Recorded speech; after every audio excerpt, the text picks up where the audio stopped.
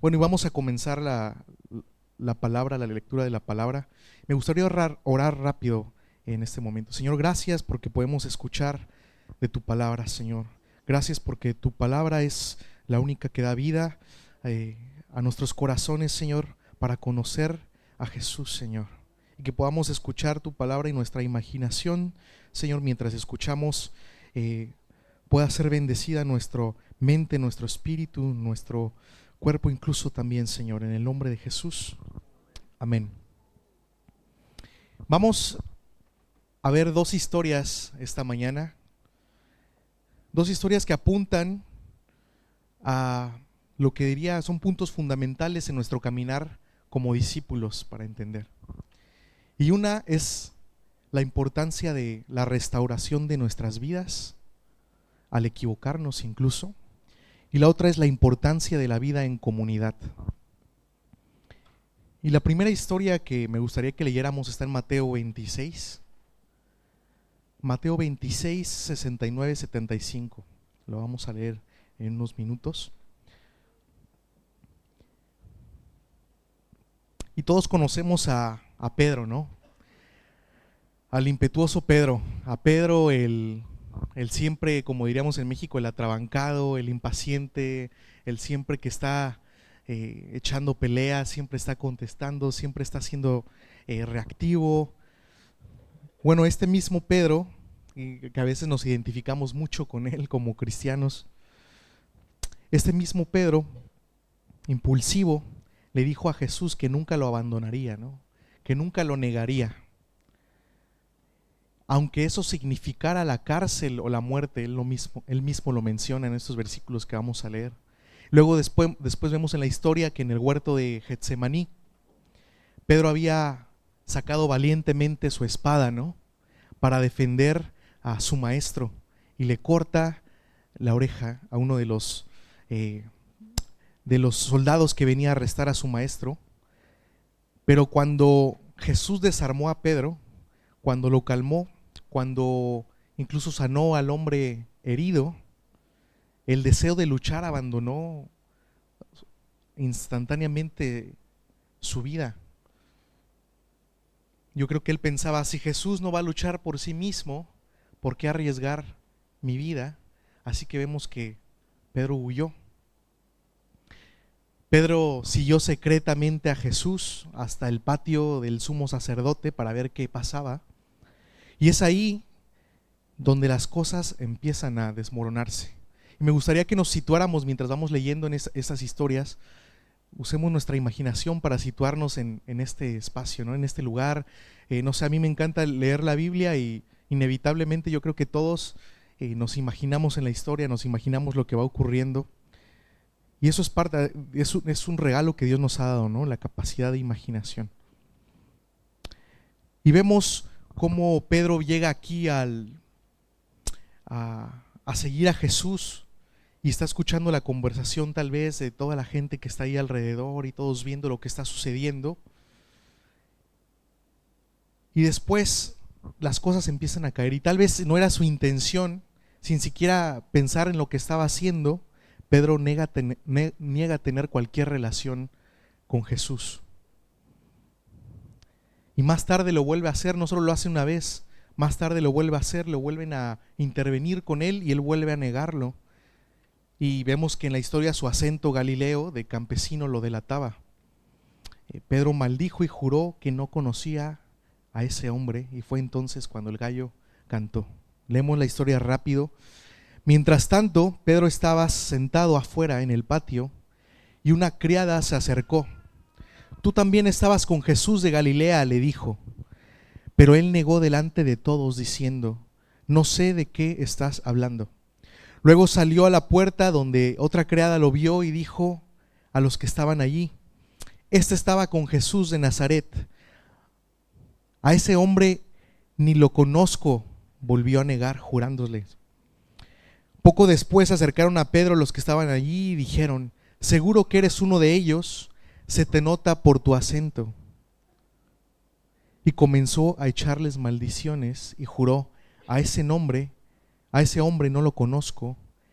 Y en ese instante cantó un gallo. Y Mateo nos cuenta la historia después de que cantó el gallo, qué sucede. Y nos lo resume en una frase corta pero dolorosa. Y dice: entonces Pedro se acordó de lo que Jesús había dicho: antes de que el gallo cante, me negarás 3 veces. Y esta es la frase que es corta y dolorosa, y dice: y saliendo de allí, lloró amargamente. Lloró amargamente. Y supongo que todos los que estamos aquí en este momento hemos oído el canto del gallo, de la convicción que nos alerta cuando hemos fallado en nuestra noble promesa de seguir fielmente a Jesús. Todos hemos estado en esa circunstancia. Tal vez se ve diferente, tal vez esta primera parte del mensaje puede que no sea para todos, pero es para alguien en específico, pero la mayoría es verdad que hemos estado en esa posición donde escuchamos al gallo de la convicción que nos alerta cuando hemos fallado en nuestra promesa de seguir a Jesús. Todos de alguna manera tal vez lo hemos hecho a diferentes grados o nos hemos sentido así. Y todos hemos conocido las amargas lágrimas del remordimiento cuando fallamos. Y algo que me encanta de la Biblia, es que no intenta encubrir los pecados de sus personajes. Si vemos a lo largo de la historia bíblica, todos los grandes héroes los que crecimos en la iglesia, tal vez escuchamos hablar de ellos, o cuando por primera vez te acercaste a estudiar la Biblia, todos los personajes no se les oculta sus pecados, no se les oculta sus imperfecciones. No sé, a mí me gusta mucho la mitología o la historia, y me gusta a veces aprender y leer de historias de los grandes héroes, tal vez griegos, o historias incluso hoy en día, ¿no? ¿A quién no le encantan las películas de Marvel? Que ahorita por todo el mundo, aquí en México y aquí, son conocidas por todos lados. Pero hay un rasgo en todos esos héroes, y es que son perfectos, ¿no? Son héroes perfectos, sin fallas. Y la Biblia hace todo lo contrario cuando habla de sus héroes. Conocemos los crímenes de Moisés y de David. Conocemos los fracasos de Abraham y Elías. Conocemos los pecados de Pedro y Pablo. Y sin embargo, todos estos, Moisés y David, Abraham, Elías, Pedro y Pablo, siguen siendo presentados como héroes de la fe. Podríamos decir que en la Biblia todos los santos son pecadores. Y nosotros, que somos llamados a ser santos, todos los que estamos aquí somos llamados a ser santos, deberíamos encontrar consuelo en esto. Y esta es la verdad. No es el pecado solamente lo que nos descalifica como discípulos de Jesús, sino es el renunciar. Y eso es muy diferente. Es el no arrepentirnos al momento de fallar, que esta palabra significa, literalmente es cambiar de trayectoria para redirigir nuestros pasos y regresar a Jesús. Y en este momento yo no conozco la historia de cada uno de los que han venido, no conozco su pasado, no conozco lo que están pasando en este momento incluso, pero eso sí sé, que el pecado no te descalifica como discípulo, lo que te descalifica es el renunciar. Y vamos a ver por qué y cómo. Pedro negó a Jesús, pero no renunció. Y estas dos palabras son bien importantes: fue perdonado y restaurado. Tenemos una contraria historia similar en algunos aspectos. Judas traicionó a Jesús y se ahorcó. La traición de Judas a Jesús y la negación de Pedro a Jesús no fueron pecados categóricamente diferentes. Pueden haber diferido en la culpabilidad, pero fueron similares los dos. Si Pedro pudo ser perdonado y restaurado, Judas también. Pero aquí hay una diferencia grande en la decisión que toma cada uno de los dos. Y cuando oigas el canto del gallo, puede que llores amargamente por un tiempo. Yo creo que muchos hemos estado en esa posición, Pero la verdad que quiero que escuches y que las escrituras dicen y apuntan hoy en día es: no te rindas, no abandones, no te ahorques. En mi comunidad allá en la Ciudad de México, me encanta que alrededor de mí hay muchos hombres y mujeres que considero héroes, y al relacionarme con ellos me doy cuenta que no ocultan sus historias, ¿no? El último par de años, más que nada, he sido muy bendecido al acercarme a gente que por años tal vez he conocido en la fe, pero nunca había escuchado sus historias como tal. No porque no las quisieran contar, sino tal vez a veces no las pregunté yo, ¿no? O no estaba tan interesado en ello. Pero últimamente me he dado a la tarea, que yo creo que es una buena tarea que a veces todos podemos compartir, que es el escuchar las historias de nuestros hermanos en la fe. Los testimonios, como podríamos decirle, ¿no? Y el último par de años he escuchado tantas historias que me han bendecido. Historias de gente que, como Pedro, estuvo en la misma situación en la fe y cometieron errores catastróficos, pero no desmayaron, no se ahorcaron. En un sentido, tal vez no estoy diciendo literal, pero simbólico también. Podemos a veces estar estancados por haber cometido alguna falla en nuestro caminar como discípulos o algún pecado y quedarnos estancados ahí.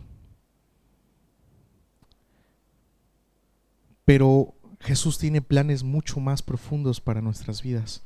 Así como Jesús restauró a Pedro, puede restaurarte a ti. Y yo he escuchado historias de restauración los últimos años increíbles, gente que cometió atrocidades allá en México. Bueno, sí, historias donde yo decía, wow, ¿cómo alguien puede salir de este abismo? Y son gente que yo la veo restaurada completamente, sirviendo en la iglesia, en su comunidad, sirviendo a su familia. Y se me hace increíble todas esas historias, porque todas esas historias solo son una evidencia de que el mensaje del evangelio es verdad y transforma. Y desde este punto de restauración, al haber sido quebrantados, es donde podemos nosotros ahora ayudar a otras personas. Y es lo que exactamente Jesús le dijo a Pedro en Lucas 22:32, cuando Pedro le dice: no te voy a dejar, y aunque eso signifique muerte y cárcel. Y el Pedro así atrabancado, como a veces muchos de nosotros sin pensarlo decimos cosas. Y Jesús en ese momento le dice: he rogado por ti para que tu fe no desfallezca. Y cuando hayas vuelto, fortalece a tus hermanos. Y esa ecuación, esa regla, esa estructura aplica para todos nosotros en el caminar de fe. Jesús nos dice a todos los que hemos fallado: he rogado por ti para que tu fe no desfallezca. Eso es Dios hablando a tu vida en esta mañana. He hablado y he rogado por ti para que tu fe no desfallezca, y cuando hayas vuelto, fortalece a tus hermanos. Y es entonces cuando nos convertimos, como me gusta mucho esta frase, esta palabra, ese adjetivo que el teólogo Henry Nouwen nos describe a los cristianos como sanadores heridos. Y eso es lo que somos todos aquí. Todos hemos sido de alguna manera pasado por ese amargo llanto, esa herida en nuestra alma, pero somos sanadores también hacia otros, porque ya somos sanos primero. Y esa parte de fortalece a tus hermanos, lo que le dice Jesús a Pedro, es lo que nos lleva a la segunda parte que quiero compartir con ustedes. Y eso nos lleva a Marcos 15:21. Es una pequeña lectura, pero dice bastante. Marcos 15:21. Ya nos adelantamos en la historia cuando Jesús está cargando la cruz. Y dice: un hombre llamado Simón, que pasaba por allí, pero era de Cirene, venía del campo justo en ese momento. y los soldados lo obligaron a llevar la cruz de Jesús. Simón era el padre de Alejandro y Rufo.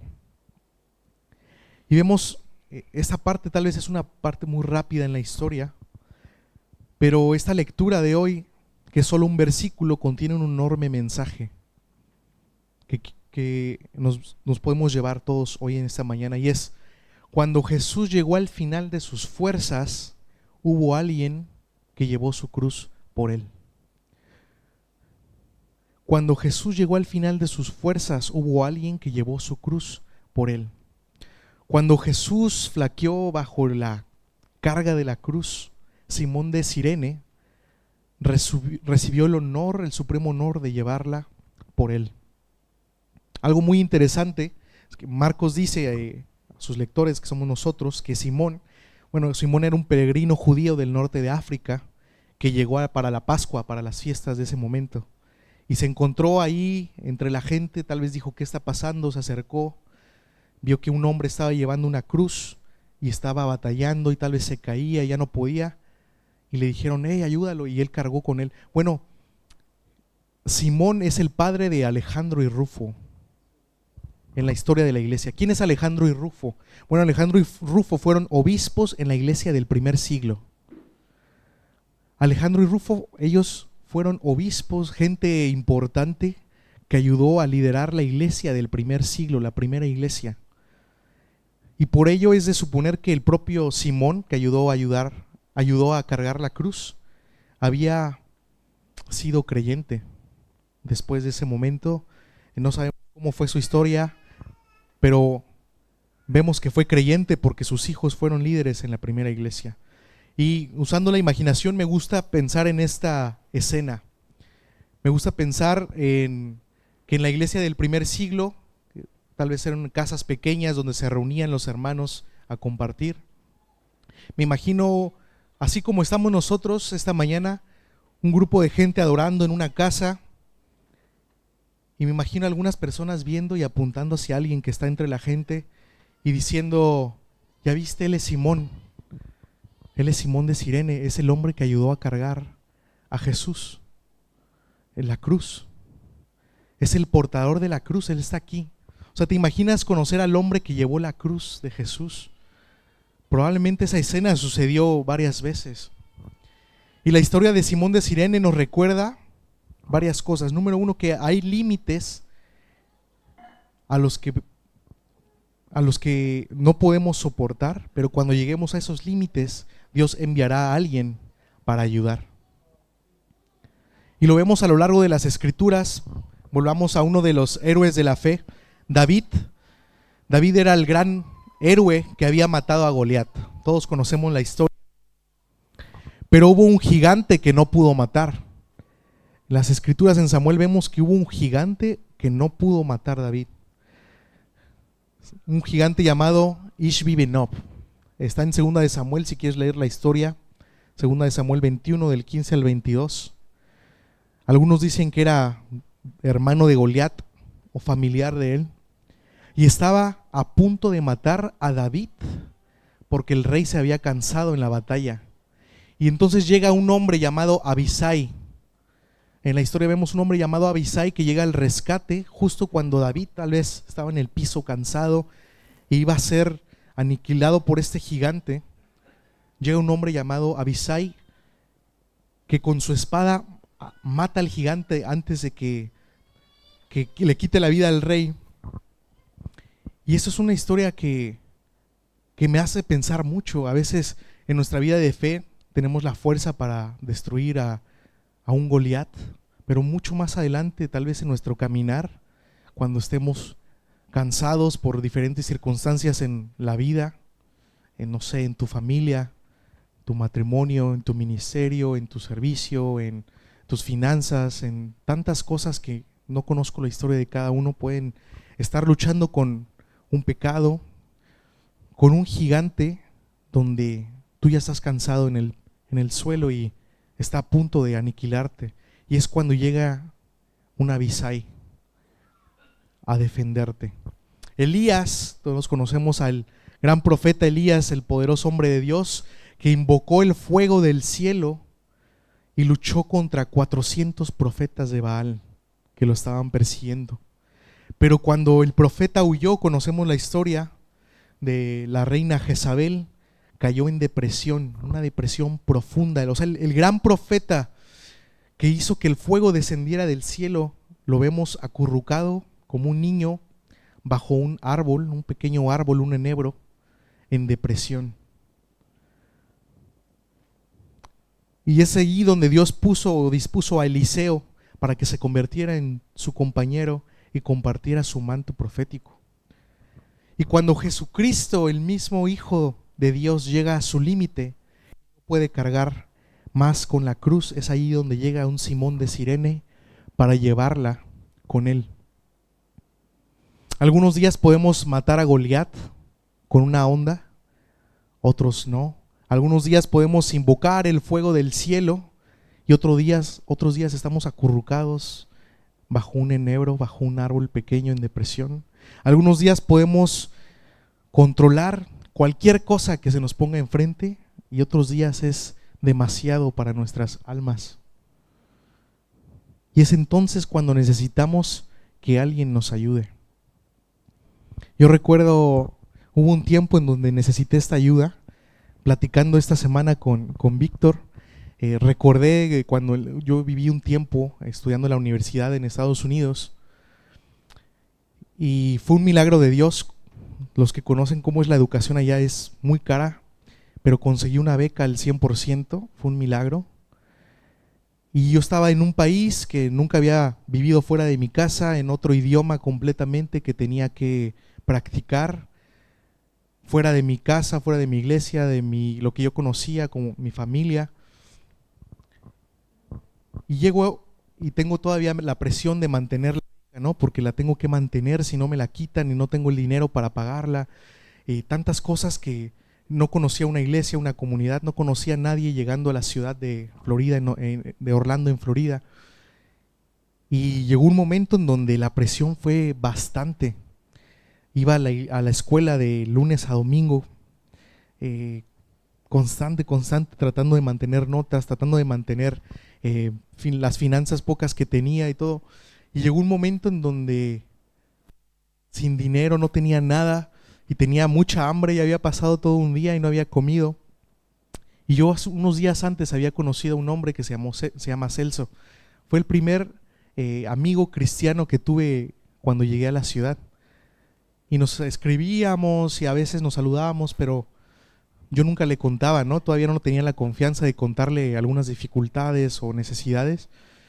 Un día yo orando, así me sentía como Elías, ¿no? Bajo el enebro, tenía presión de muchas cosas, no tenía dinero, no tenía ni comida.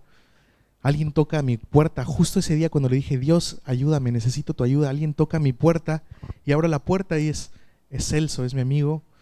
Y llega y tiene cargando 2 bolsas de despensa, ¿no? Justo, o sea, fue un milagro, justo en el momento en que estaba orando, no pasó ni media hora y alguien tocó a mi puerta. Y él se convirtió en los próximos 2 años que estuve ahí, él y su familia fueron mi sustento en la fe, fueron mis amigos en la fe que me mantuvieron adelante y yo tenía la confianza.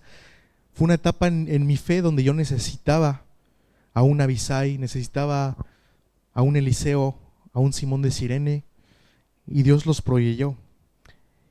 Y es cuando entendemos que en nuestro caminar en la fe, la comunidad es muy importante. Cuando necesitamos que alguien nos ayude. Hubo un gigante que David no pudo matar, ya vimos, así que Abisai lo hizo por él. Hubo una prueba que Elías, el gran profeta, no pudo soportar, así que le dieron a Eliseo para ayudarle. Hubo una cruz que Jesús no pudo llevar, pero Simón de Cirene estuvo allí para llevarla y ayudarle en su momento. Y esta es la belleza del cuerpo de Cristo y la razón por que la iglesia es tan necesaria.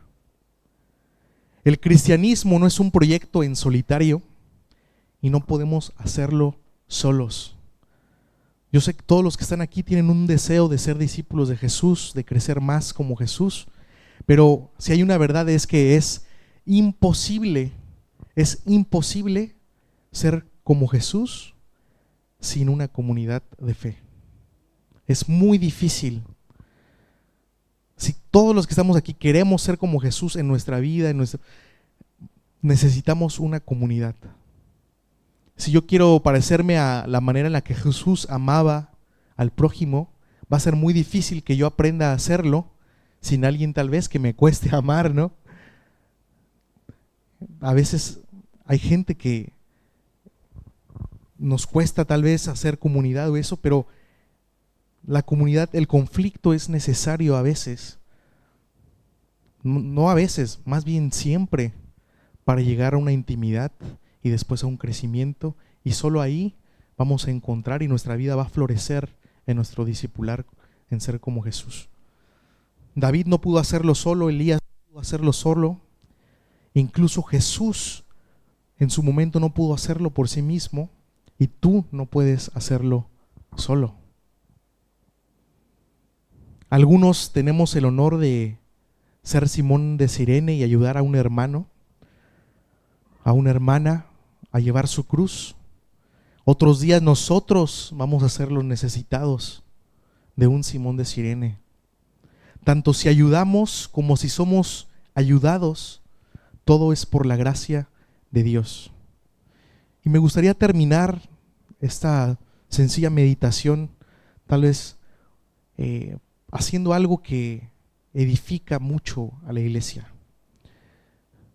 Es un acto en el que si todos nos podemos poner de pie, tener un momento rápido de oración y despedirnos después de esta oración, haciendo que algo que la Biblia nos aliente a hacer unos con otros, que es el profetizar.